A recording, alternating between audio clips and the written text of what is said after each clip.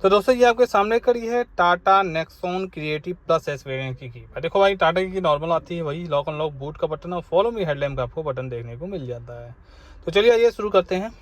नमस्कार दोस्तों, मैं हूं सर्वेश, स्वागत करता हूं आपका एसएस ऑटोमोटिव में। तो आपके सामने खड़ी है टाटा नेक्सॉन का क्रिएटिव प्लस एस 2025 वेरिएंट। इसी का यार रिव्यू किया जाएगा, exterior interior features, on road pricing तो बात करेंगे, लेकिन सबसे पहले इस गाड़ी के बारे में अगर हम बात करें ना, तो पहले जो क्रिएटिव प्लस आती थी 2024 में, इसमें यार बहुत सारे फीचर्स मिलते हैं, लेकिन अब कहीं ना कहीं कुछ फीचर्स टाटा ने निकाल लिए हैं।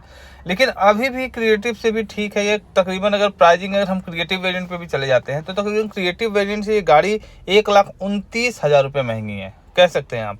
और 1,29,000 रुपये में क्या क्या फीचर्स टाटा ने एक्स्ट्रा इसमें दिए हैं, ये इस वीडियो में जानेंगे।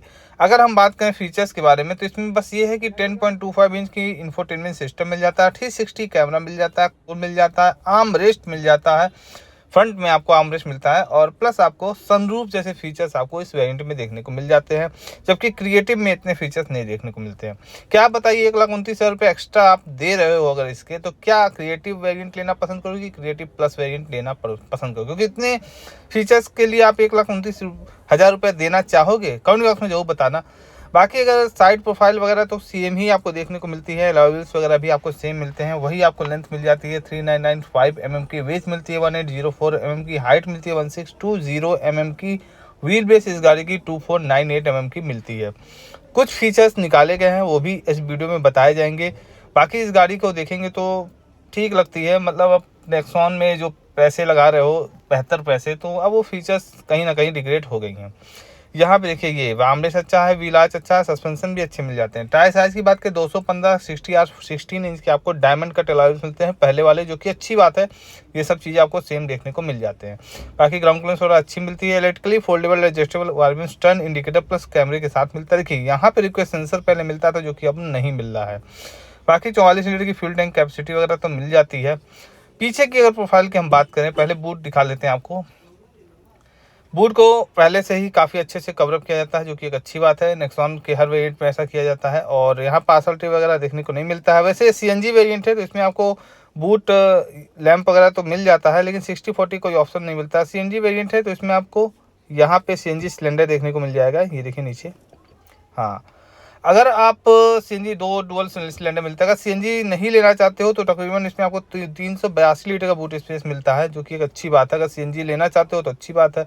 तो इसी खास में आपको दोनों ही रिव्यू हो गया एक ही वीडियो में, सीएनजी भी नॉन सीएनजी भी, और दोनों की प्राइसिंग बताया जाएगा। और यहाँ पे देखिए वाइपर वगैरह मिल जाता है। केवल सीएनजी सिलेंडर का ही फ़र्क है, बाकी कोई फ़र्क है नहीं वैसे क्रिएटिव प्लस या फिर क्रिएटिव प्लस एस में जो भी है। और अगर देखेंगे पीछे आपको डिफॉगर नहीं मिलता है, और नीचे अगर आएंगे तो देखेंगे यहाँ पे पार्किंग सेंसर्स वगैरह मिल जाता है। सेम आपको स्किड प्लेट वगैरह, आईसीएनजी की बैजिंग वगैरह, और कनेक्टेड टेल लैंप आपको इस वेरिएंट में मिल जाते हैं। टाटा का लोगो के नीचे कैमरा मिल जाता है, नेक्सॉन की बैजिंग वगैरह मिल जाती है, और पूरी कनेक्टेड टेल लैंप आपको मिल जाती है। बस कैमरा भी आपको यहाँ पे देखने को मिल जाता है, लेकिन ये है कि डिफॉगर नहीं आपको देखने को मिलता है, लेकिन वाइपर ऊपर आपको एक मिल जाता है, ठीक है भाई।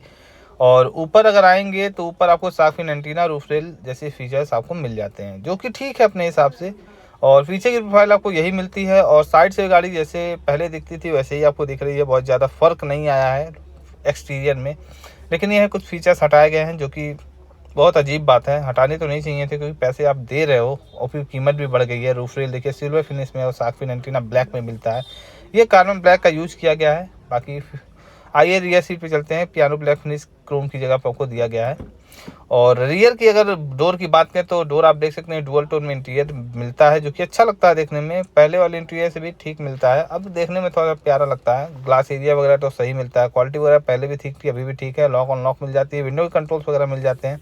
ये टच अच्छा लगता है। बॉटल होल्डर से स्पीकर मिलता है। इसमें सीट कवर वगैरह लगाया गया है, तो सीट कवर एक्सेसरीज का पार्ट है, तो इसको इंक्लूड मत कीजिएगा आप लोग। एडजस्टेबल हेडरेस्ट आपको देखने को मिल जाते हैं, जो कि अच्छी बात है। ये गाड़ी के अंदर बैठते हैं, उसके बाद और भी फीचर्स के बारे में इसमें बात करते हैं, क्या क्या इसमें देखने को आपको मिल जाते हैं। नेक्सॉन का थाई सपोर्ट पहले भी बेहतर आता था, आज भी बेहतर है। गाड़ी का यार सीटिंग पोजीशन जो है ना बहुत अच्छा लगता है मुझे। लेग रूम वगैरह काफ़ी तगड़ा। इस वेरिएंट में आपको एसी वेंट्स आपको मिल जाते हैं, रियर में भी यहाँ देख सकते हैं।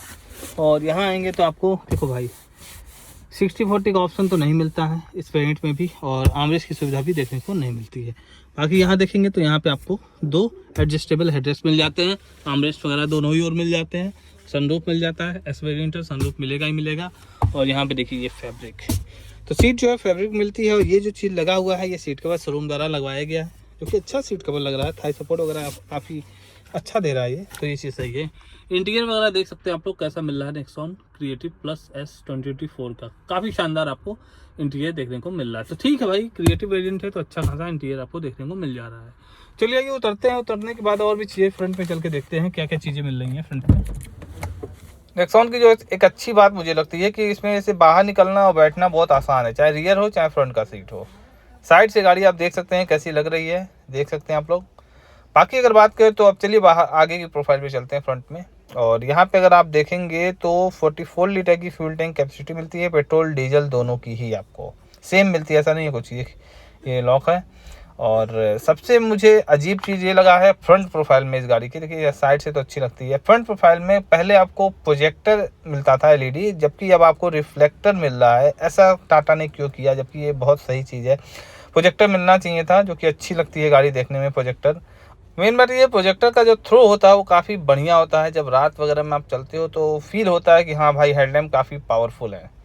यहाँ पे देखेंगे तो पियानो ब्लैक फिनिश में स्टैंड इंडिकेटर के साथ, और यहीं पे आपको एक कैमरा भी देखने को मिल जाता है।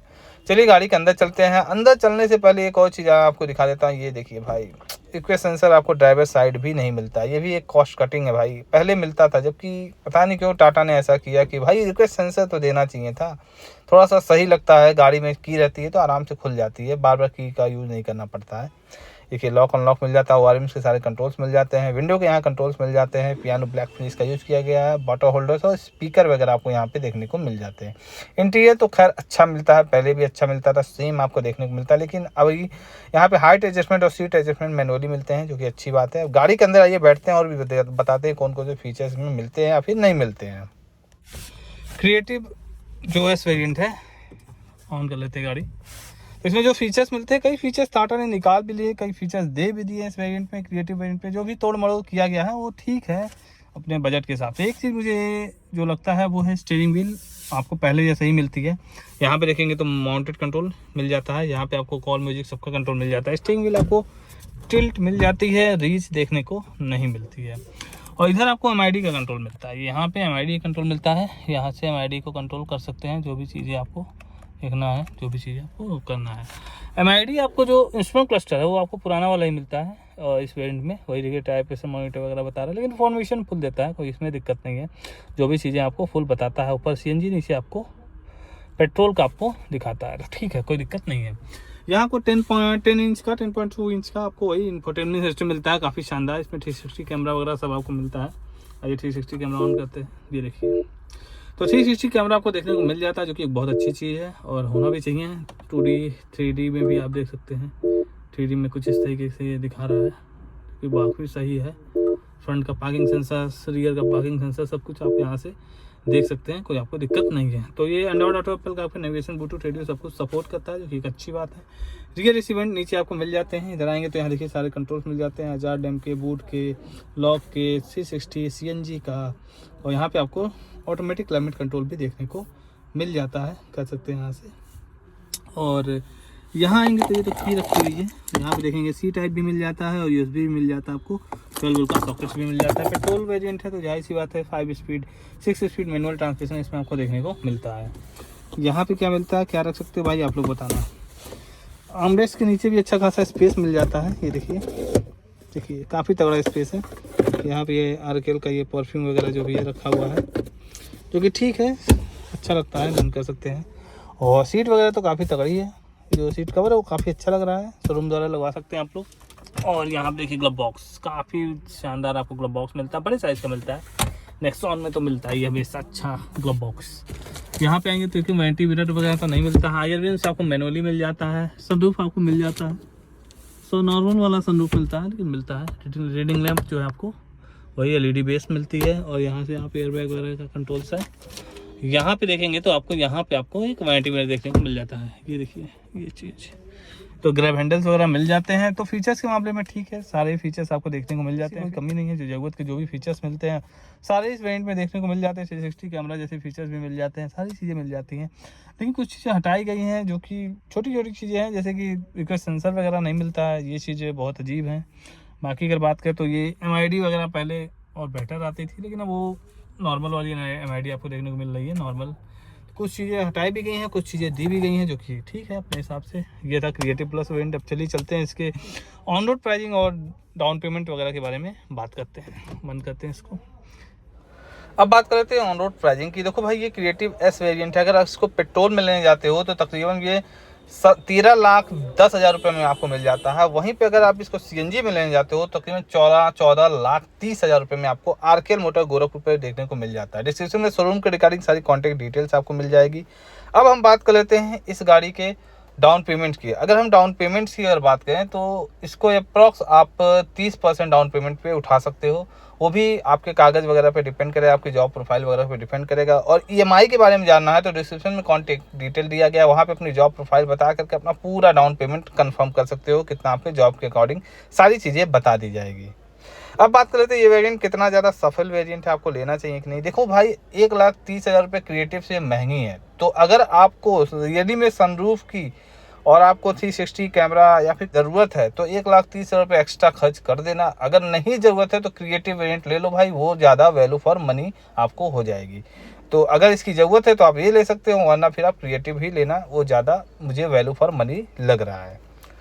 तो दोस्तों, अगर इसके इंजन ऑप्शन की अगर हम बात करें तो इसमें 2 इंजन ऑप्शन मिलता है। फिलहाल ये CNG है। तो CNG की बात करें तो ये पेट्रोल इंजन है, 1.2 लीटर का टर्बोचार्ज पेट्रोल इंजन, जो आपको पेट्रोल में 118 PS की पावर देता है और 170 न्यूटन मीटर टॉर्क प्रोवाइड करता है। माइलेज जो कंपनी क्लेम करती है पेट्रोल में वो 117.4 के आसपास है, अप्रॉक्स इसी के आसपास।